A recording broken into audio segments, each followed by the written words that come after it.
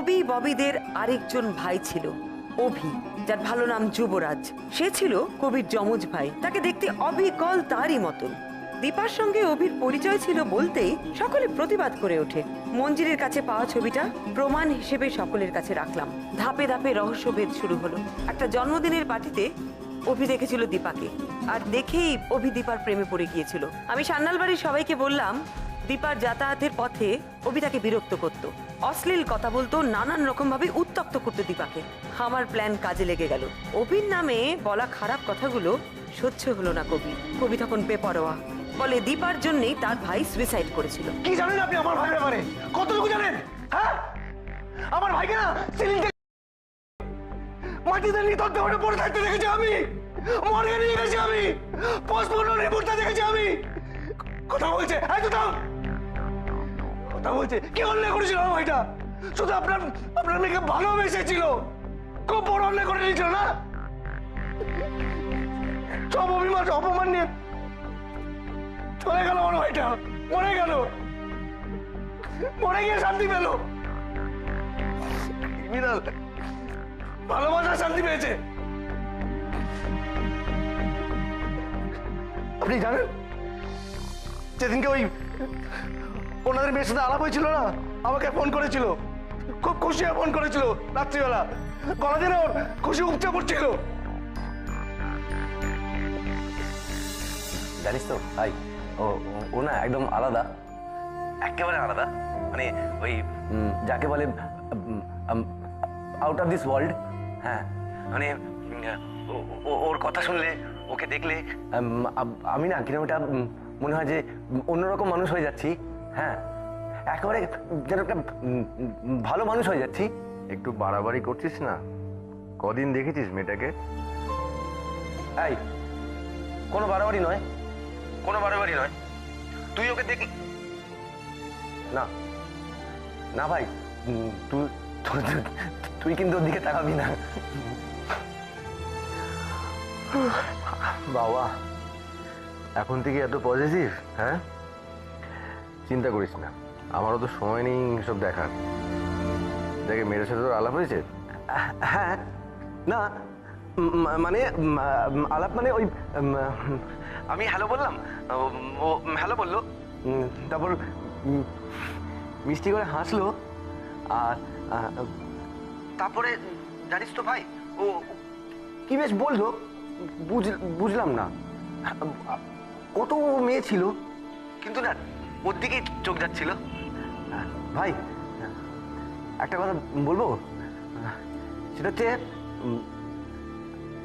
আমি না ওকে ছাড়া বাঁচবো না। এই এই এই সাবধান, তুই তো ভালো মতন ফেসেছিস মনে হচ্ছে। হ্যাঁ, একটা কথা মাথায় রাখ, এই সুন্দরী মেয়েরা না খুব ডেঞ্জারাস হয় কিন্তু। তুই যখন বলছিস যে মেয়েটাকে নাকি ব্যাপক দেখতে, একটু খোঁজ নিয়ে দেখ ওর কোনো প্রেমিক টেমিক আছে কিনা, নয়তো পরে দেখবি। থাকুক থাকুক, I I I don't care. ভাই, আমি না ওকে বিয়ের প্রস্তাব দেবো। কি বলছিস, একেবারে বিয়ে? হ্যাঁ, তুই তোকে প্রপোজও করিসনি? বিয়ে করে প্রেম, আর আমি তোকে ভালোবাসি। আমার না সবকিছুই ওকে নিয়ে। আমি বলি কি, একটু সময় নে, একটু ভালো করে বোঝ, দুজন দুজনকে আগে চেন, তারপর নয়। ওসব বোঝাবুঝি পরে হবে, ও খারাপ হতে পারে না। ভাই বলছি, তুই আমার বউকে বৌদি বলবি তো? খুশিতে গদগদ হয়েছিল সেদিন। তার কয়েকদিন পরে কলেজ চলে গেছিল। বোকা ছিল তো, খুব বোকা, গিয়ে ডাইরেক্ট প্রপোজ করে দিয়েছিল।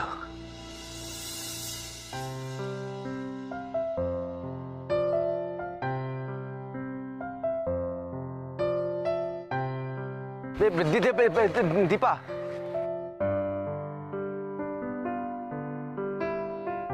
চিনতে পারছো? না, চেনার কি কথা? হ্যাঁ, না, হ্যাঁ, ওই পিয়ার জন্মদিনে আলাপ হয়েছিল তোমার সাথে। আমি যুবরাজ, এটা তোমার জন্য। বারণ করেছিলাম ওকে, বলেছিলাম সব দিক দেখে এগো, শুনলো না তো আমার কথা। ওই মেয়েটা রূপে পুরো হিপনোটাইজড হয়ে গেছিল, হিপনোটাইজড। আর মেয়েটা মেয়েটা কি করলো? হ্যাঁ, আমি একটু রিকোয়েস্ট করছি, সবাই এই মহান ব্যক্তিকে একটু মনোযোগ দিয়ে দেখো। ইনি হলেন দ্য গ্রেট মিস্টার রোমিও, উর্ফে কলির কেষ্ট, উর্ফে ফরহাদ, উর্ফে মজনু। আর তোমরা যে যে রোমান্টিক গল্প, উপন্যাস বা ফিল্মস দেখেছো, তার একটা মিলিত নমুনা। তাই এই নমুনার ইন্ট্রো আমাদের কেন দিচ্ছিস?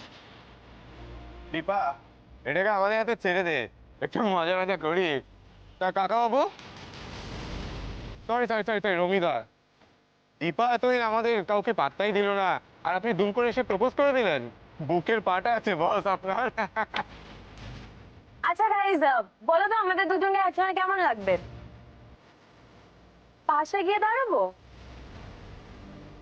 এই যে পাশে এসে দাঁড়ালাম, এবার বলো কেমন লাগছে? আরে এটা দেখছি পুরো বাদর গলা মুক্তর মালা, क्या चोरी है यार।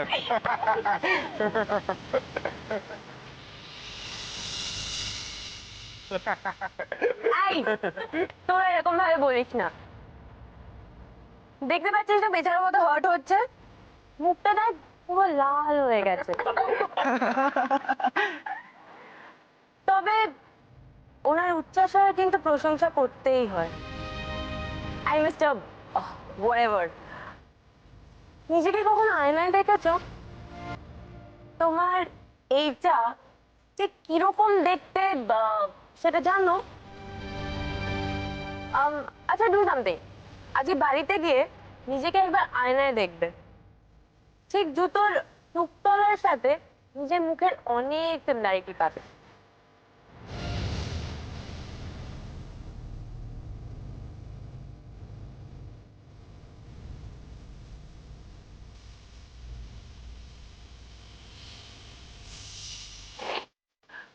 তারপর আমি ওকে ফোন করেছিলাম, ফোন তোলেনি।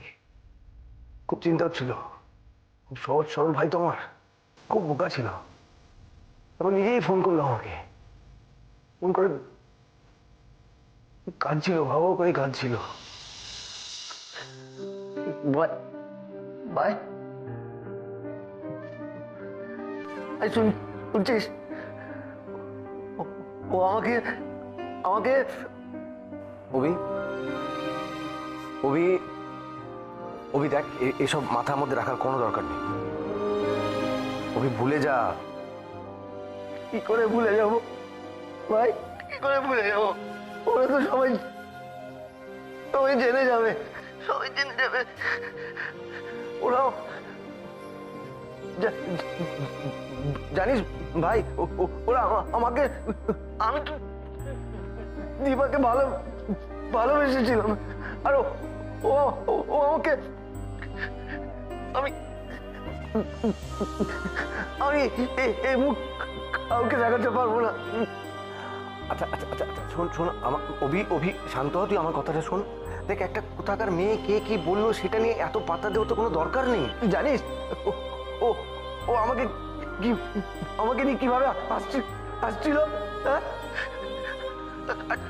আচ্ছা ভাই, আমি কি তুই কুচ্ছিত?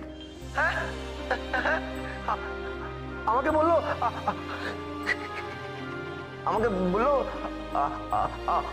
আয়না মুখ দেখতে, হ্যাঁ? আমি যেন অভি, আমি বুঝতে পারছি তোর খারাপ লাগছে, কিন্তু দেখ অভি, এটা নিয়ে এত ভেঙে পড়ার কিছু নেই, বুঝতে পারছিস? আচ্ছা শোন, তুই কি কালকে ফ্রি আছিস? আমি কালকে কলকাতা আসছি। না না না অভি, তুই আসবি না, তুই আসবি না। আমি মুখ কাউকে দেখাবো না। তুই আসবি না, শুনছিস ভাই? তুই আসবি না, তুই কিন্তু আসবি না। আমি খারাপ, তুই আসবি না। আমি কাউকে মুখ দেখাবো না। অভি হ্যালো ও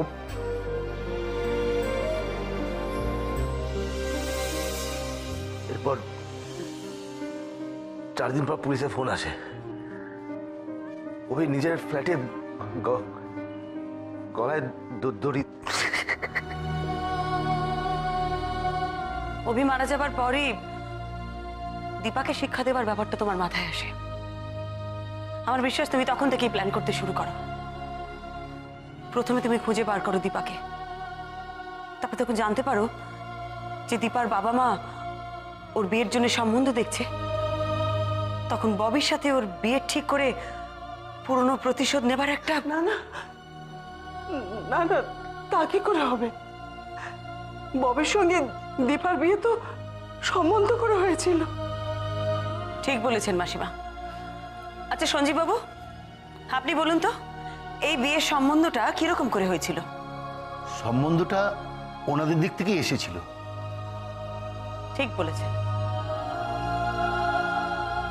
আমার অনুমান এই সম্বন্ধ, বিয়ে সবকিছু কবির প্ল্যান। কবি চেয়েছিল যে কোনো প্রকারে দীপাকে এ বাড়িতে আনতে। আচ্ছা, বিয়ের আগে আপনারা কবিকে কতবার দেখেছেন? না না, আগে তো আমরা কখনো ওকে দেখিনি। শুনতাম ও নাকি সবসময় নিজের কাজে ব্যস্ত থাকে, সেই জন্য বিয়ের সময় পর্যন্ত আসেনি। কি এক বাইরে সেমিনারে না কোথায় গেছিল। খুব স্বাভাবিক। ওর পক্ষে আত্মগোপন করে থাকাটাই তো উচিত। দীপা যদি বিয়ের আগে ওকে একবার দেখতো তাহলে তো এ বিয়েতে কোনোদিনও রাজিই হতো না। দীপাকে এ বাড়িতে বউ করে আনার উদ্দেশ্য একটাই ছিল কবির, অভির মৃত্যুর প্রতিশোধ নেওয়া। আজগুবি গপ্প। আপনি তখন থেকে একটা আজগুবি গপ্প বলে চলেছেন। অত বছর আগে কি হয়েছিল তার জন্য এখন শোধ নেবার কি থাকে? নিশ্চয়ই কিছু থাকে শোধ নেবার। কবি যেভাবে কথা বলছে তাতে পরিষ্কার যে এখনো দীপার সম্পর্কে অনেক রাগ পুষে রেখেছে মনে মনে। আর শুধু কবি নয়, এবারের অনেকেরই দীপার সম্পর্কে বেশ ভালোই রাগ ছিল। আমরা যাকে আগে থেকে কোনোদিন চিনতামই না তার উপর রাগ পুষে রাখবো কেন? অদ্ভুত কথা বলছো পরমাবতী তুমি। এবার অদ্ভুত আমরা বাজে মুখতে শুরু করেছো। আমাদের ভাইয়ের মৃত্যুটাকে খেলো করে তুমি দীপা মা বাবার কাছে মহান হতে চাইছো। এই রাগ পুষে রাখা, এই কথাটা তোমার মন গড়া। দীপার মৃত্যুর সাথে আমাদের কোনো সম্পর্ক নেই। আচ্ছা, তাই নাকি? তোমরা দীপাকে ক্ষমা করে দিয়েছিলে? বাবা, এত মহান তোমরা! দীপার সাথে বিয়েটা কোইন্সিডেন্স ছিল। তাই নাকি? এটা একটা কোইন্সিডেন্স ছিল? হ্যাঁ, কোইন্সিডেন্স ছিল। তুমি জানতো না আমাদের বাড়ির লোকেরা কত ওকে ভালোবাসতো, কত আদর যত্ন করে রেখেছিলাম আমরা ওকে। তাহলে তোমাদের ছোট বোন আমাকে কেন বললো দীপার মৃত্যুটা মেজদা নয়, মেজদার শোধ? কি বোঝাতে চেয়েছিল আমাকে বলো ঋতিকা? তুমি আমায় মন্দিরে এটাই তো বলতে এসেছিলে, যা ঘটেছে সেটা মেজদার মারা যাওয়ার শোধ? তুমি আমাকে পুরো কথাটা গুছিয়ে বলতে পারোনি। তোমার ছোটদা সেখানে চলে এসেছিল আর তুমি সেখান থেকে ভয় পালিয়ে যাও। বলো, আমি আমি আমি ঠিক বলছি তো? এই কথাটাই বলতে এসেছিলে তো তুমি? বলো। তুই তুই বলেছিস ওদেরকে এসব কথা? ঘর্ষত্ব বিভীষণ, লজ্জা করে না? লজ্জা করে না বাড়ির নামে বদনাম করতে? ক্ষতি চাস দাদাদের তুই? বল এক্ষুনি মিথ্যা কথা বলেছিস? যা বলেছিস সব মিথ্যা বল। বল মিথ্যে কথা। রিনা ছেড়ে দাও। রিনা, মেরে মুখ বন্ধ করার চেষ্টাটাও কিন্তু একটা অন্যায়। বাড়িতে একটার পর একটা ক্রাইম হয়ে যাচ্ছে, ও সেটা শুধুমাত্র বন্ধ করার চেষ্টা করেছে, আমাদের সাহায্য করেছে। একটা মিথ্যে ঢাকার জন্য তোমরা সবাই মিলে তখন থেকে একটার পর একটা মিথ্যে বলে যাচ্ছ। কি ক্রাইম? কিসের ক্রাইম? দীপা যেটা করেছে সেটাকে ক্রাইম বলে, সেটাকে অপরাধ বলে। না, বলে না। দীপা যেটা করেছে সেটাকে অপরাধ বলে না। দীপা কি করেছিল? ও একটা ছেলেকে খারাপভাবে অপমান করেছিল। আর তোমাদের ভাই অভি, সে কি করেছিল? তার হঠাৎ দীপাকে পছন্দ হয়ে গেল, সে সোজা চলে গেল দীপার কাছে, গিয়ে তাকে একেবারে বিয়ের প্রস্তাব দিয়ে দিল। অদ্ভুত ব্যাপার, একটা মেয়েকে চেনে না, জানে না, তার সম্পর্কে কিচ্ছু জানে না, তাকে হঠাৎ করে এরকম একটা কথা বলে দিল। সে কোন অধিকারে? হঠাৎ করে একটা মেয়েকে গিয়ে কেউ এরকম একটা কথা বলতে পারে? যদি তার বলার সাহস থাকে, তাহলে মেয়েটা যদি উল্টে তাকে অপমান করে, সেই অপমানটা সহ্য করার ক্ষমতাও তার থাকা উচিত। কেউ গিয়ে কাউকে বিয়ের প্রস্তাব দিলেই যে তাকে সেটা মেনে নিতে হবে এমন কিন্তু কোনো কথা নেই। আমি মানছি দীপা খুব খারাপভাবে অপমান করেছিল অভিকে, কিন্তু অভি যেটা করেছিল সেটাও তো ঠিক না। বাহ, ভালো ব্যাখ্যা দিলে তো। একজনের অপমানে একজন সুইসাইড করলো, আর যে মরে গেল সে তো মরে গেল, আর যে যার জন্য সুইসাইড করলো তার কোনো দোষ নেই, আর দোষটা হলো মৃত লোকটা। আর এই অহংকারী মেয়ের কোনো শাস্তি নেই, এইভাবে বিচার হয় না। ওকে শাস্তি পেতেই হতো শাস্তি। তাহলে তুমি স্বীকার করছো যে তোমরা দীপাকে শাস্তি দিয়েছো?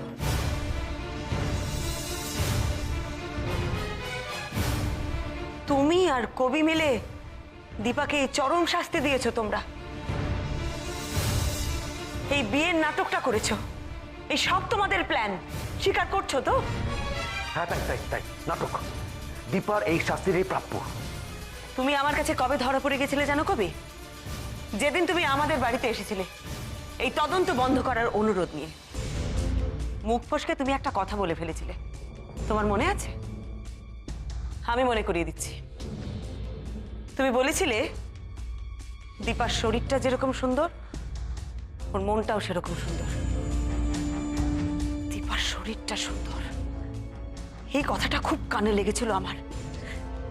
নিজের ভাইয়ের বউয়ের সম্পর্কে এরকম একটা কথা তুমি বললে কি করে? সেদিনই আমার মনে হয়েছিল দীপার প্রতি কোনো সম্মান নেই তোমার। পরের দিন যখন শ্মশানে দীপার বন্ধুদের সাথে কথা বলতে বলতে জানতে পারলাম দীপার নাকি বিয়েতে একটা ব্যাপারে আপত্তি ছিল। কি নিয়ে আপত্তি ছিল আপনারা কিছু জানেন? না, কিছু বলেনি তো।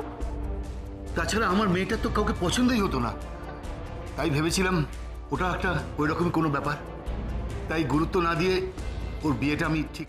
বিয়ের পর এ বাড়িতে কবিকে দেখে দীপা নিশ্চয়ই খুব অবাক হয়েছিল। তখন সে কি করেছিল আমি জানি না, তবে এটা আমি জানি যে এই সংসারটাকে সে খুব ভালোবেসেছিল, আপনাদের সকলের সাথে মানিয়ে গুছিয়ে থাকতে চেয়েছিল। কিন্তু সে তো জানতো না তলে তলে তার প্রতি প্রতিশোধ নেবার পরিকল্পনা চলছে। সুযোগটা দীপা নিজেই করে দিল। সে জিদ ধরল লক্ষ্মী পুজোর ভোগ রান্না করবে। প্রথমে ঠিক ছিল যে ওই আপনাদের রান্নাঘরে স্ল্যাবের উপরেই রান্না করা হবে। গ্যাস নিয়ে আসা হলো, গ্যাস নিয়ে একটা সমস্যা, এরকম একটা নাটক তৈরি করা হলো। গ্যাস নাকি লিক করছে, গ্যাসের গন্ধ পাচ্ছে একমাত্র কবি, অথচ আর কেউ পাচ্ছে না। অদ্ভুত ব্যাপার। তারপর ঠিক হলো যে স্ল্যাবের উপরে নয়, মাটিতে বসে দীপা ভোগ রান্না করবে। তারপরে ভোগ রান্নার হলুদের মধ্যে মিশিয়ে দেওয়া হলো এই সাংঘাতিক বিস্ফোরক, পিক্রিক অ্যাসিড।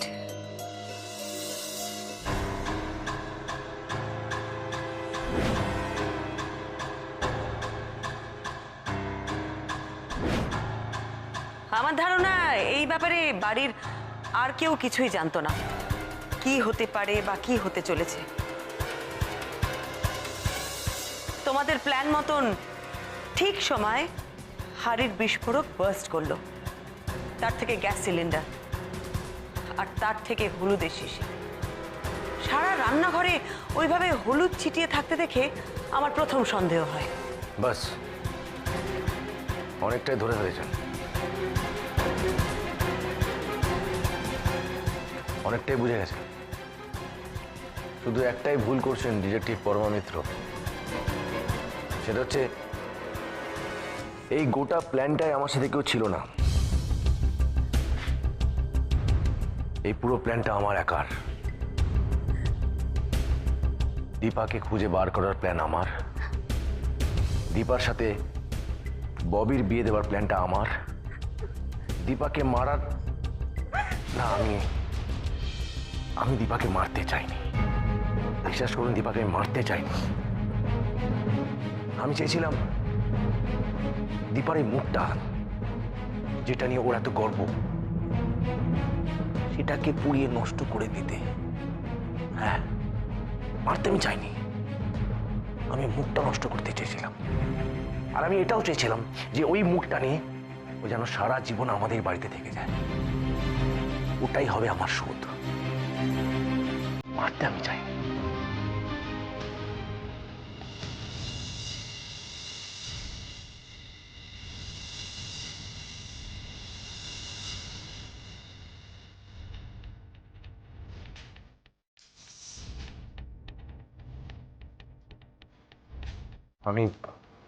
আমি যা করেছি তার জন্য আমার কোনো অনুশোচনা নেই।